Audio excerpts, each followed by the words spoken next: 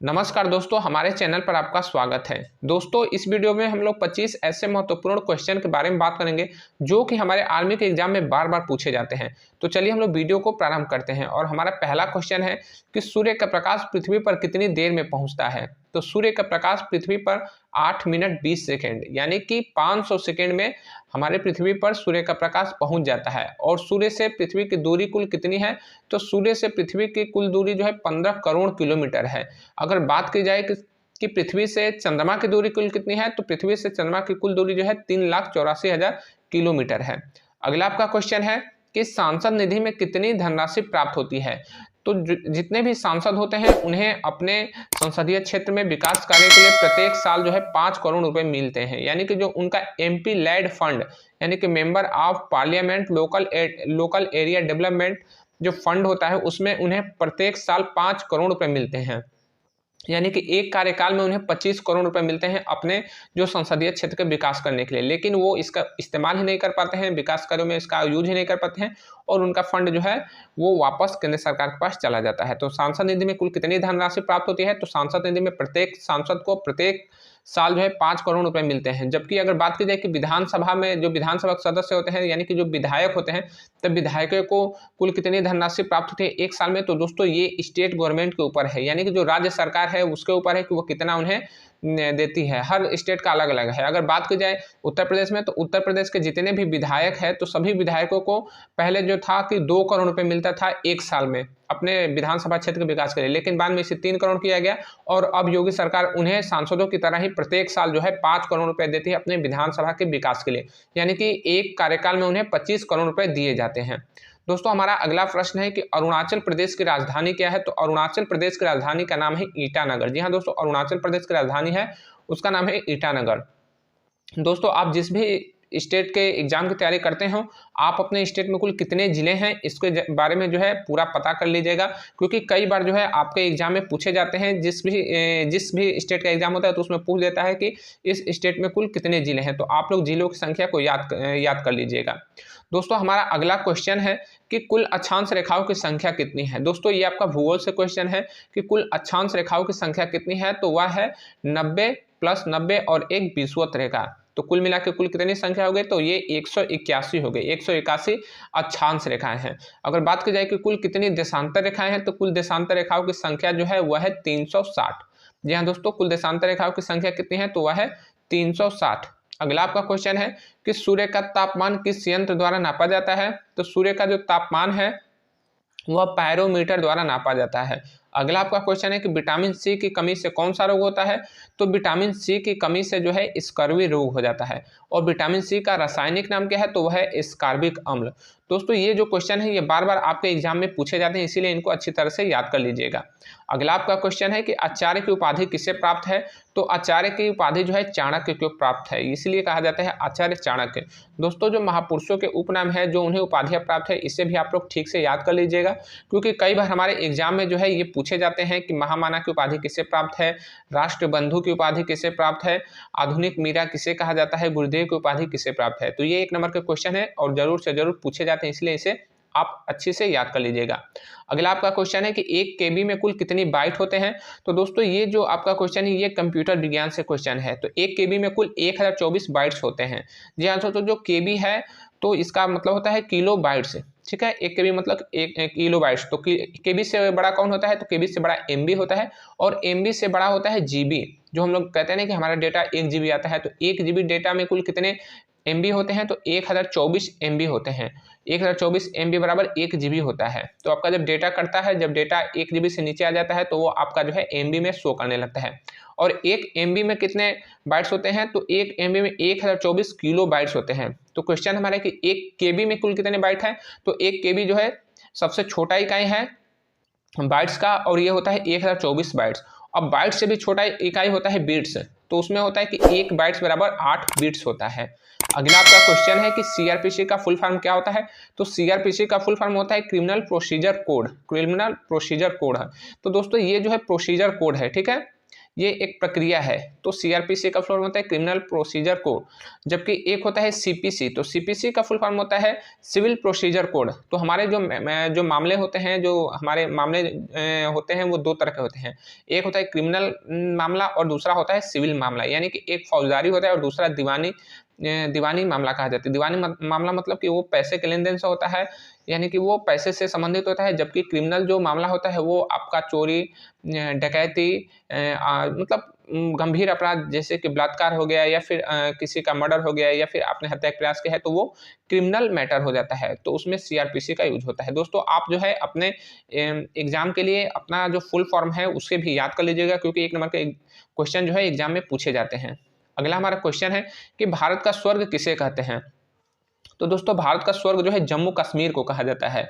अगला हमारा प्रश्न है कि श्री राम मंदिर की कुल ऊंचाई कितनी है। तो श्री राम मंदिर की कुल ऊंचाई जो है 161 मीटर है। दोस्तों जो श्री राम मंदिर अयोध्या में भी बना है, तो उसकी पूरी ऊंचाई जो है मंदिर की वह 161 मीटर है। अगला आपका क्वेश्चन है कि बिनु सतसंग विवेक न होय, कर्म कृपा बिनु सुलभ न सोय। इसमें सतसंग शब्द का पर्यायवाची क्या है।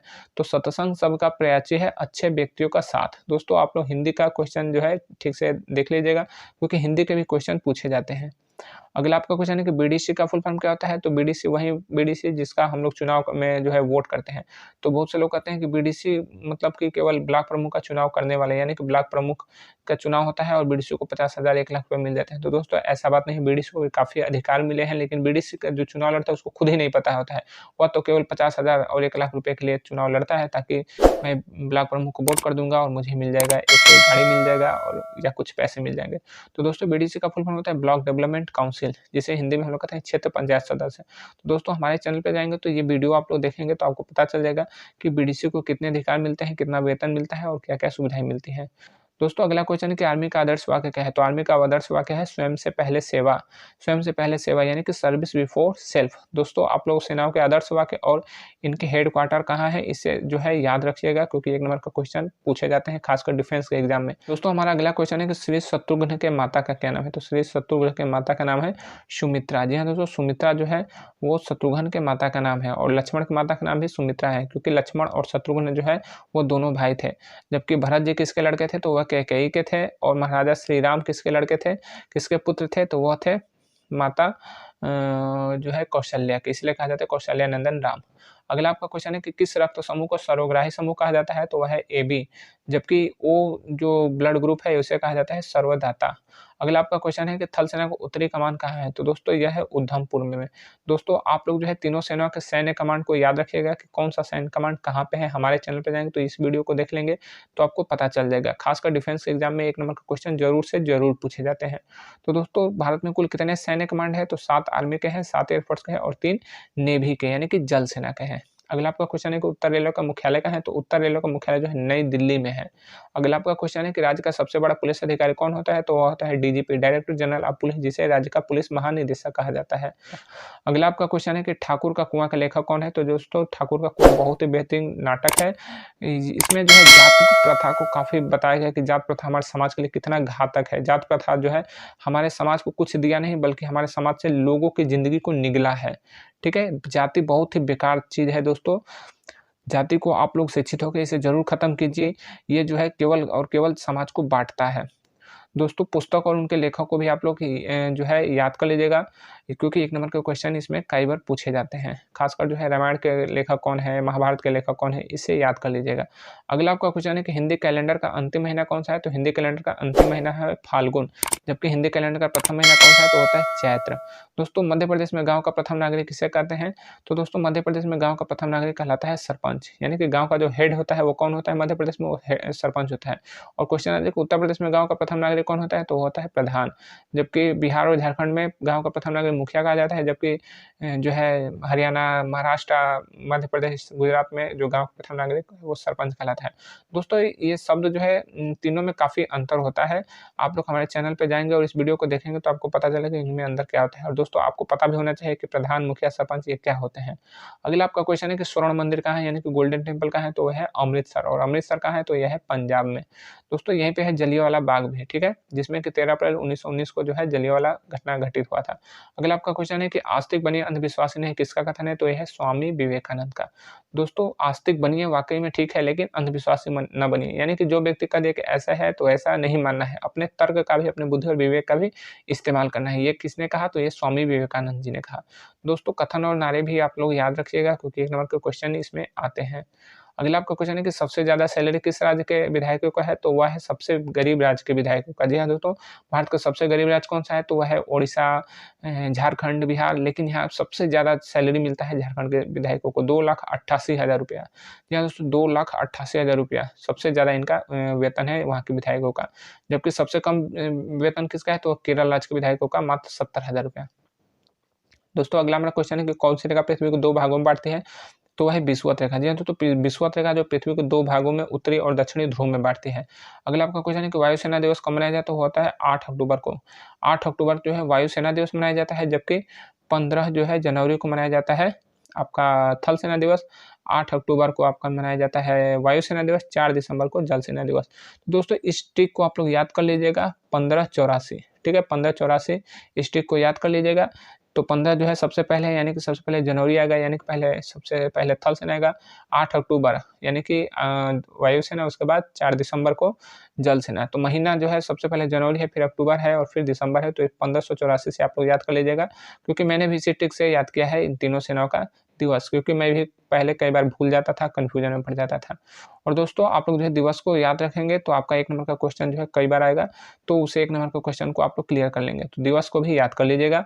अगला आपका क्वेश्चन है कि नौसेना का लेफ्टिनेंट वायुसेना के किस अधिकारी के बराबर होता है? तो दोस्तों आप लोग हमारे चैनल में जाके इस वीडियो को ज़रूर देख लीजिएगा, ताकि इस तरह के क्वेश्चन जो भी आए, और आता ही है, मैंने कई बार एग्जाम दिए हैं आर्मी के, एयरफोर्स के, तो उसमें कई बार एग्जाम में इस तरह से क्वेश्चन आए हैं कि लेफ्टिनेंट, नौसेना के लेफ्टिनेंट वायुसेना के किस अधिकारी के समकक्ष होता है?